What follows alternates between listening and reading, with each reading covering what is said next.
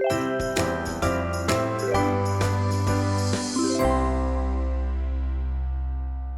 Everyone. तो आज हम लोग टॉपिक क्लियर कर रहे हैं बीएफएस एंड डीएफएस। ये क्या होती हैं, ये कैसे वर्क करती हैं, एंड इनका स्ट्रक्चर क्या है। आज ही हम सारी चीजें कवर करेंगे इसी वीडियो में। So let's start with the first topic, that is BFS, जिसकी फुल फॉर्म है ब्रेथ फर्स्ट सर्च। सो इस सर्च एल्गोरिथम को यूज कैसे करते हैं एंड इसका किस रूल्स पे ये चलती है। तो इसके मेन दो रूल हैं, that is first is it explore things level by level और लेयर बाय लेयर। आओ समझते हैं इसका क्या मतलब है कि लेट्स सेलेक्ट अ नोड। वैसे तो हम कोई भी नोड सेलेक्ट कर सकते हैं, we can select 2, we can select 3 और we can select 4, but for a better understanding we will select the first node 1। हमने लेवल 1 से स्टार्ट किया। ओके, अब हम लेवल 1 पे पहुंच गए। लेवल 1 पे जब हमने क्लियर कर लिया, we see there are no other nodes. हम इसके नीचे वाले लेवल को एक्सप्लोर करेंगे, दैट इज लेवल 2 और लेयर 2। अब इस लेयर 2 में will move from 1 to 2 and our algorithm will search 2 to 3, 3 to 4। Why ये ऐसे क्यों सर्च कर रहा है? क्योंकि जो हमारा बीएफएस का रूल है दैट सेज कि it will first clear level by level. मानो कि अगर तुम किसी शॉपिंग कॉम्प्लेक्स में गए हो और तुम्हें कुछ ढूंढना है, तो तुम हर एक फ्लोर के एक एक करते हुए रूम पे नहीं जाओगे। फर्स्ट तुम फ्लोर का ऊपर वाला पार्ट ढूंढोगे एंड पूरा एक्सप्लोर करोगे इसको ऊपर से लेके नीचे तक सारी चीजें। जब ये वाला फ्लोर क्लियर होगा, then you will move down और move up depending on the situation कि तुम्हें कहाँ जाना है। बट ये फ्लोर ऐसे ही क्लियर होगा, first it will clear the whole floor, then it will move down by layer. Up when we are at 1, we have three other options to move on. We can go to 2, we can go to 3, and we can go to 4 depending on us. But for a better explanation, I will use left to right representation कि अभी हमारी जो algorithm है that is moving from left to right. ठीक है। सो अब ये 2 3 and 4, 2 3 and 4 को इन्होंने कवर कर लिया है। नाउ अब ये सारे पाथ कवर हो गए, it will again move down to a lower level, that is level 3। और अब यहाँ पे it will cover from 5 to 6 to 7 to 8। This is how BFS work. But इन सबको ये सब मूव करने के लिए, रिमेंबर करने के लिए कि इससे प्रीवियस एलिमेंट और नोड कौन सा था, it uses the data structure, the Q data structure. Okay, अब क्यू डेटा स्ट्रक्चर के अंदर क्या होता है एंड कैसे वर्क करता है, आओ इसको अभी रिप्रेजेंटेशन से देखते हैं। कि फर्स्ट हमने अपना एलिमेंट सेलेक्ट किया 1। ओके यार, हमने 1 तो सेलेक्ट कर लिया। वी विल सेलेक्ट कि 1 के कौन से सब नोड्स हैं, वो भी हम यहाँ लिख देंगे। अब हमारे 1 के सब नोड्स यहाँ पे लिखे हुए हैं 2 3 एंड 4। ओके, अब हमने 1 तो क्लियर कर लिया, तो हम 1 को पॉप आउट कर देंगे और एक उसको डिफरेंट लिस्ट में सेव कर देंगे। 1 यहाँ आ गया। अब हमारा फोकस में कौन सा है? 2। वैसे हम 3 या 4 की तरफ भी मूव कर सकते थे, बट वी स्टार्टेड विद 2। अब 2 आ गया, तो first we need to put in कि 2 के आगे और कौन से नोड्स हैं। तो 2 का आगे कनेक्शन किससे हो रखा है? 5 से। तो 5 will come here and will pop out 2 to be here. अब वो 2 पे चले गया, now it will go to 3। जब वो 3 पे आया, सो 3 के आगे जाके उसने उसके कौन से सब नोड देखे? Will add 6 and 7 here and will pop out 3 to be here. And some similar thing will happen with 4। जब 4 यहाँ पे आया, will pop out 4 and will add 8 the सब। अब हमारे ऑलमोस्ट सारे एलिमेंट आ गए हैं। नाउ एक एक करके वो जाएगा, it will go to 5th। जब वो 5th पे आया, विल पॉप आउट 5th। ठीक है, अब इसको नेक्स्ट एलिमेंट पे मूव करना है, क्योंकि अब 1 तो लिस्ट से निकल चुका है, 1 निकल चुका है लिस्ट से, हमारा 2 भी निकल चुका है, 3 has been remove, 4 has been remove और अब 5 भी आ गया है। तो नाउ अब हमारे जो सर्च एल्गोरिथम को पता है कि ये सारे एलिमेंट जो है इसको तो मैं निकाल चुकी हूँ, so it can easily go to the 6th element. अब वो 6th पे पहुंच गया and following the same procedure it will move to the 7th and move to the 8th। So इससे हमने अपना पूरा ग्राफ कवर कर लिया। And how did we do it? Level by level. हमने एकदम से लेवल क्रॉस नहीं किया। फर्स्ट हमने लेवल 1 पे जितने एलिमेंट्स थे उनको कवर किया, then we covered all the element in level 2 and in the end we covered all the element in level 3। सो ये जो एल्गोरिथम वर्क करती है, ये लेवल बाय लेवल वर्क करती है एंड इसकी movement left to right, right to left depending on the situation हम इसको यूज करते हैं। Got it? अब इसके बारे में थोड़ा सा और जानते हैं कि ये यूज कहाँ होती है।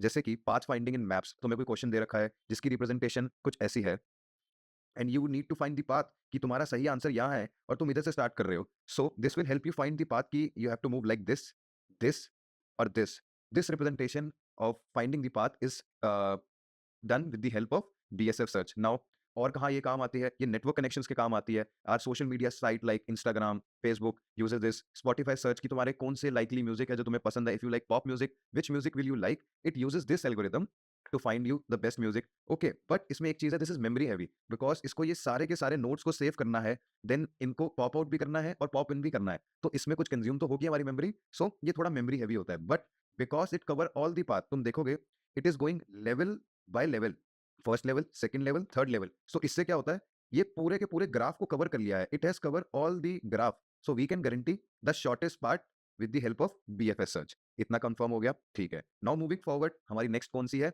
डीएफएस। वो क्या होती है? Depth first search. अब ये डिफरेंट कैसे होती है, पहले इसकी स्टेटमेंट से पढ़ते हैं। It explore as far as possible along each path before back tracking. पहले इतनी लाइन का मतलब समझते हैं कि ये क्या कह रहा है। Let's say we have an graph here. अब ग्राफ की जो रिप्रेजेंटेशन इज लाइक 1, बहुत ही सिंपल एंड बेसिक रखेंगे, इट इज लाइक 1 2 3 4 5 6 7 8 एंड 9। मानो हमारे ग्राफ की रिप्रेजेंटेशन ऐसे है। सो ये क्या कह रहा है कि अगर हम लोग यहाँ पे डीएफएस सर्च लगाएंगे, और इसमें भी हम कोई भी एलिमेंट से स्टार्ट कर सकते हैं, बट फॉर इजियर अंडरस्टैंडिंग हम लोग 1 से स्टार्ट करेंगे। This our layer 1, this our layer 2, this is our layer 3 and this is our layer 4। So हमने 1 से स्टार्ट किया, सो ये क्या करेगा, far as possible along each path before back tracking. तो अभी तो पाथ है इसके पास कि हम लोग 3 भी चूज कर सकते थे, हम 4 भी कर सकते थे, बट हमने सेकंड से किया। It will first go to second. Okay, second के बाद ये देखेगा कि क्या अभी भी आगे पाथ है, हाँ है, तो ये फिफ्थ पे आ जाएगा। अब फिफ्थ के बाद जाने के बाद इसके पास दो ऑप्शन होंगे, इधर 8 या 9। Again it can go to any, let's say it goes to 8। अब ये एंड पे आ गया है, दिस इज 8 के बाद कोई और पाथ नहीं है, यहाँ पे ये एंड हो जाता है। दैट मीन्स कि यहाँ से it can back track. Now our algorithm can back track करके कहाँ जाएगा, फिफ्थ पे। जब ये फिफ्थ पे आ गया, इट विल सी कि now I again have a path, तो ये नाइन्थ पे मूव करेगा, एंड नाइन्थ पे आके क्या रियलाइज करेगा कि पाथ यहाँ पे भी एंड हो गया है। So it will again move back to fifth, to second, to first again, या वो फर्स्ट पे वापस आ गया है। अब यहाँ से इट विल मूव टू 3 और 4 डिपेंडिंग ऑन द सिचुएशन। अब इन सब चीज़ों को ये ट्रैक कैसे करता है, तो ये यूज़ करता है स्टैक को as a data structure to store notes. आओ इसकी रिप्रेजेंटेशन बना के देखते हैं।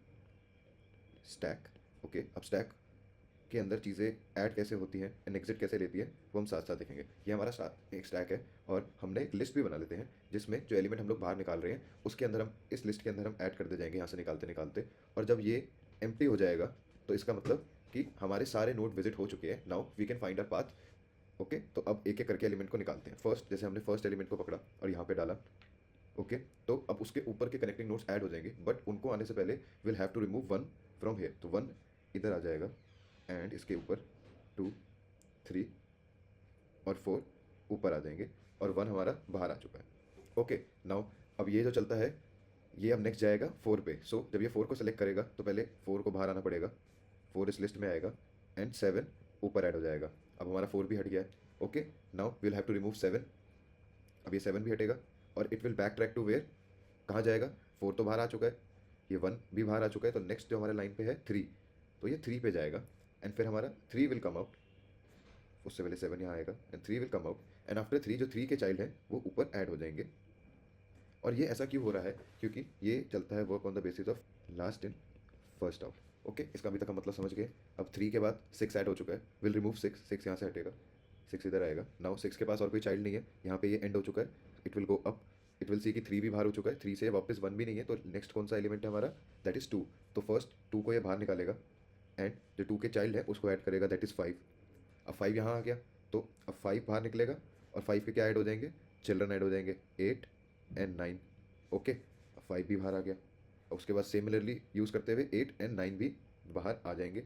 और जब ये पूरा स्टैक एम्प्टी हो चुका है, मतलब हमारे सारे नोट्स कवर हो चुके हैं। So this is how DFS search work, and ये मैंने समझाया है उसका डेटा स्ट्रक्चर कि वो कंप्यूटर में कैसे सेव हो रहे हैं, एंड कैसे सेव हो रहे हैं बाय वन बाय नोट, कि इफ़ हमारा डीएफएस सर्च फर्स्ट नोट से स्टार्ट करेगा तो वो कौन से एलिमेंट पे जाएगा एंड कैसे उनको कवर करेगा। ओके, आओ I have a diagram hair जो एक डिफरेंट सेशन क्रिएट करेगा डीएफएस में एंड बीएफएस में। सो डीएफएस इज़ यूज स्टैक, और जो बीएफएस है वो क्यों यूज़ करता है, मेमोरी एफिशिएंट डीएफएस है क्योंकि DFS works in a straight line, ये डेप्थ तक जाता है हमारे लूप की जब तक उसको आंसर नहीं मिलता। एंड विद बीएफएस वो line by line, level by level cross करता है, so it saves many notes compare to DFS. Okay, इसकी टाइम कॉम्प्लेक्सिटी दोनों की सेम ही होती है, and path finding doesn't guarantee path find DFS में जरूरी नहीं है पाथ मिले, बट गारंटी है बीएफएस में कि शॉर्टेस्ट पाथ इसमें मिलेगा।